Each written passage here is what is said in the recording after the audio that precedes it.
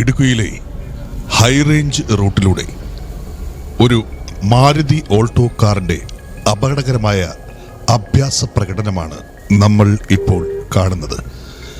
പുറകിലെ യാത്രക്കാരൻ ഷൂട്ട് ചെയ്ത് അയച്ചതാണ് ഈ വീഡിയോ. ഓൾട്ടോ കാറാണ്.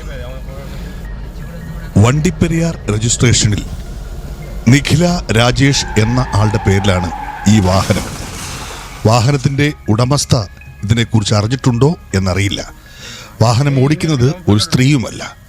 ഒന്നുകിൽ അദ്ദേഹത്തിൻ്റെ കുടുംബ അംഗമോ, അല്ലെങ്കിൽ മോഷണം പോയ വാഹനമോ, അല്ലെങ്കിൽ മദ്യപിച്ചിട്ടോ ആകാം ഈ ഒരു വാഹനം ഓടിക്കുന്നത്. രസമെന്തെന്നാൽ ഈ മാസം ജൂൺ 16-ാം തീയതി ഇതിൻ്റെ ഇൻഷുറൻസ് കഴിഞ്ഞിട്ടുണ്ടായിരുന്നു. റോഡിൽ എവിടെയെങ്കിലും വെച്ച് ഈ ഒരു വാഹനം അപകടമുണ്ടാക്കിയാൽ വിക്ടിംസിന് ഒരു പണം പോലും കിട്ടുകയില്ല എന്ന വലിയ ഒരു അപകടം കൂടെ ഇതിൻ്റെ പിന്നിലുണ്ടായിരുന്നു. വാഹനത്തിൻ്റെ ഓരോ നീക്കങ്ങളിലും അപകടം പതിയിരിക്കുകയായിരുന്നു. പുറകിൽ വന്ന യാത്രക്കാരുടെയും മറ്റ് യാത്രക്കാരുടെയും സംയമനവും നിയന്ത്രിതവുമായിട്ടുള്ള ഡ്രൈവിങ്ങിലാണ് പലപ്പോഴും അപകടങ്ങൾ ഒഴിവായിരിക്കുന്നത്.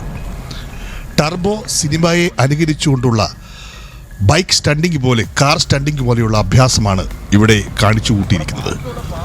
ഒന്നുകിൽ മദ്യത്തിൻ്റെ മുകളിൽ, അല്ലെങ്കിൽ അഹങ്കാരത്തിൻ്റെ മുകളിലാണ് ഈ ഡ്രൈവർ ഈ വാഹനം ഇങ്ങനെ ഡ്രൈവ് ചെയ്ത് വിടുന്നതെന്ന് പ്രത്യേകം ഓർക്കുക.